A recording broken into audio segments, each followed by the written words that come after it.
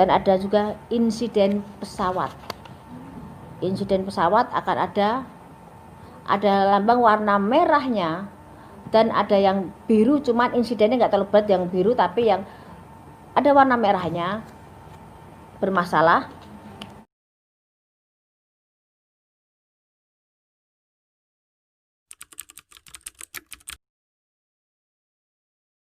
Gitu. Jadi ramalan itu dia menggunakan indera mereka, para pelaku supranatural ya. Assalamualaikum warahmatullahi wabarakatuh. Waalaikumsalam warahmatullahi wabarakatuh.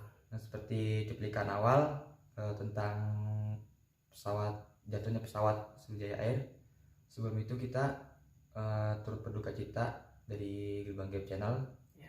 Semoga para keluarga korban dikasih ketabahan dan juga para tim SAR yang mencari puing-puing tersisa ataupun korban tersisa diberikan keselamatan kelancaran. Amin amin ya rabbal alamin. Tapi untuk konten kita kali ini kita nggak bakal ngebahas tentang terjatuhnya pesawat Sriwijaya Air ataupun tentang ramalan Mbak Iyau tersebut. Kita bakal ngebahas tentang ramalan itu sendiri apa, bagaimana cara melakukan ramalan tersebut. Kita bakal coba ngebahas itu menurut pandangan dari Kang Satria Langit. Betul. Jadi langsung aja Kang, apa sih ramalan itu Kang menurut pendapat dari Kang Satria Langit? Ya. Jadi ramalan itu sama aja kayak prediksi. Jadi bisa benar, bisa enggak. Jadi enggak absolut gitu Kang ya? Benar, jadi enggak, wah bohongan nih, beneran nih. Tapi kadang-kadang juga ada yang ramalan ini bener, ada juga yang enggak kan gitu. Jadi ramalan itu dia menggunakan indera mereka, para pelaku supranatural ya, melakukan insting mereka. Banyak macam-macam. Dia bisa menggunakan tata cara dia, baik itu bisa melalui mimpi atau gerakan-gerakan dalam tubuh. Biasanya kalau orang melakukan ramalan-ramalan kayak gitu, itu ada suatu bisikan-bisikan tertentu gitu. Yang secara tiba-tiba seperti kayak orang-orang indigo gitu kan ya? Banyak kan cerita-cerita tuh dia katanya tiba-tiba dapat bisikan seperti ini. Iya benar. Terus terjadi. Nah itu kan untuk orang-orang yang ibaratnya tiba-tiba mendapatkan bisikan. Tapi banyak juga yang kita tahu kayak seperti di TV-TV ataupun ya supranatural terkenal lah ya. Mencoba untuk meramal tanpa ada bisikan atau ketidaksengajaan. Betul. Tapi dia mencoba untuk melihat masa depan. Betul. Dengan cara mereka ya. Iya, dengan cara mereka. Menurut pandangan dari Kang Satria itu seperti apa hal-hal seperti itu? Kalau seandainya ini kan membahas tentang artinya orang itu ingin mencari tahu tentang kedepannya gitu ya.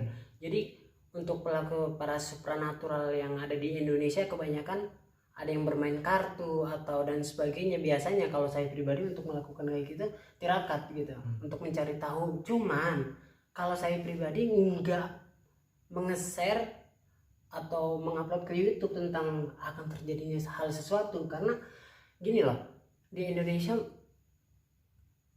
banyak kubunya gitu loh. Jadi kalau kita seperti ini ya pasti ada kontroversi gitu. Jadi ya udahlah, saya hanya dipendam secara pribadi kalau untuk saya pribadi gitu.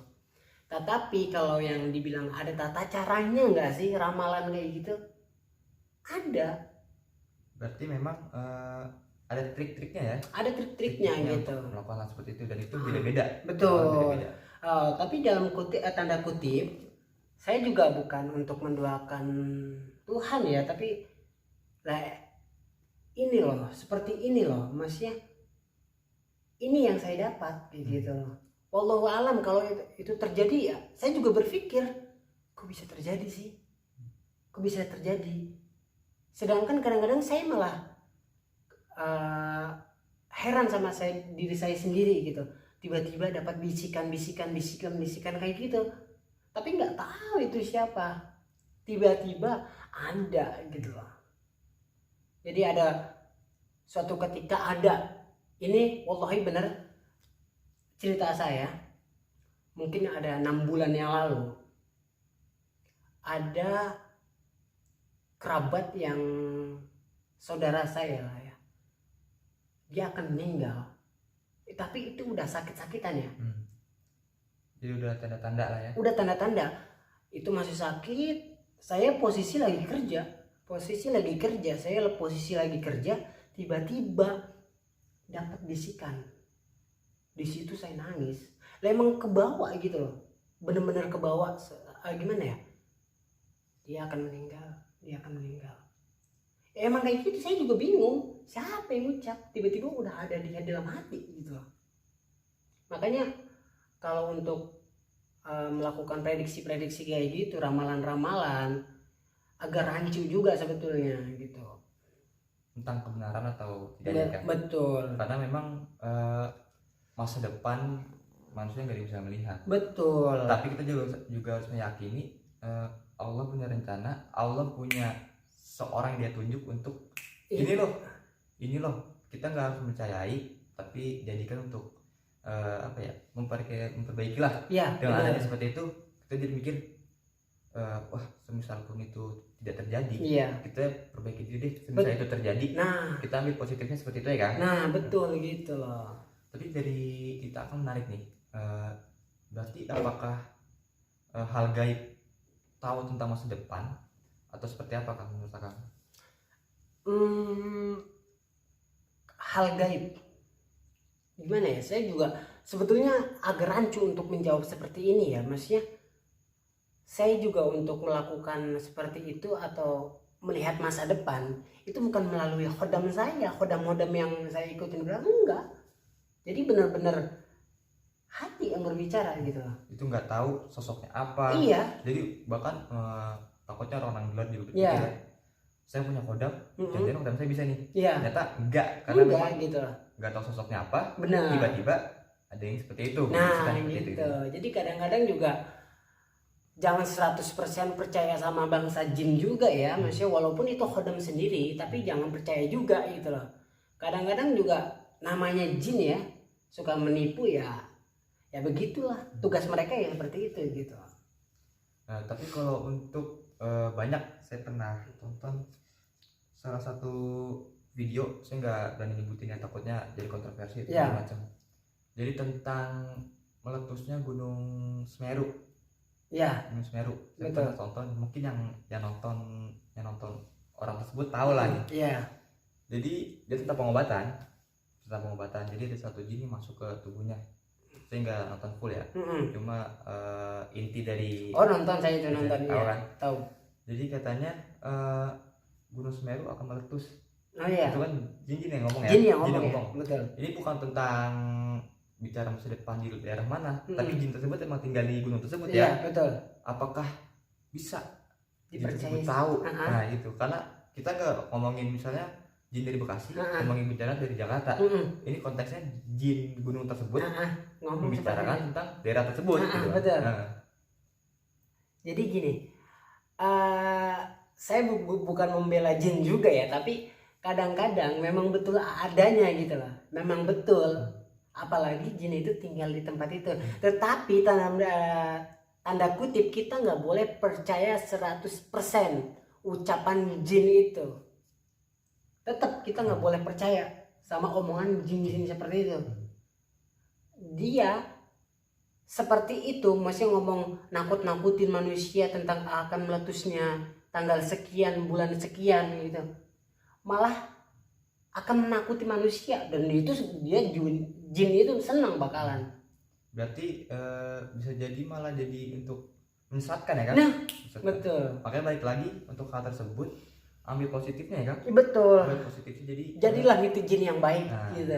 Jadi jangan terlalu pikir ini bohong atau enggak. Ambil positifnya, jadi pribadi yang lebih baik. Iya benar. Dengan ada yang seperti itu, jadi berpikir semisal pun tidak benar, ada perubahan baik kita. Benar. Dan seandainya sudah terjadi, kita sudah menjadi pribadi yang lebih baik. Betul. Agar tidak menyesal ke depannya. Betul.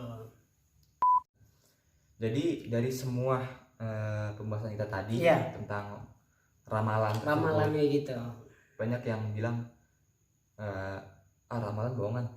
Ada juga yang meyakini ramalan itu memang benar adanya. Iya betul. Kami gak bilang kami mempercayai, kami juga gak bilang kami tidak mempercayai. Iya benar. Kami hanya mengambil positifnya aja. Iya benar. Dari semua hal tuh kami hanya mengambil positif. Jika memang ada yang bilang ramalan seperti ini bencana, kami hanya mengambil positif untuk menjadi pribadi yang lebih baik. Benar Dan benar untuk banget. netizen yang nggak setuju ataupun setuju, bebas, itu pilihan kalian. Iya betul. Jadi kami nggak bilang di sini kami setuju ataupun nggak setuju ya. Benar. Jadi takutnya ada netizen yang di pihak setuju bilang ada yang juga yang nggak setuju. Benar. Gitu. Kami nggak memihak salah satu dari mereka. Nah, kita di tengah-tengah Di aja. tengah-tengah aja. Ya, oke. Ini cuma pengen ngebahas tentang ramalan tersebut. Betul. Cara seperti apa sih? Kayak Kadang-kadang juga apa namanya?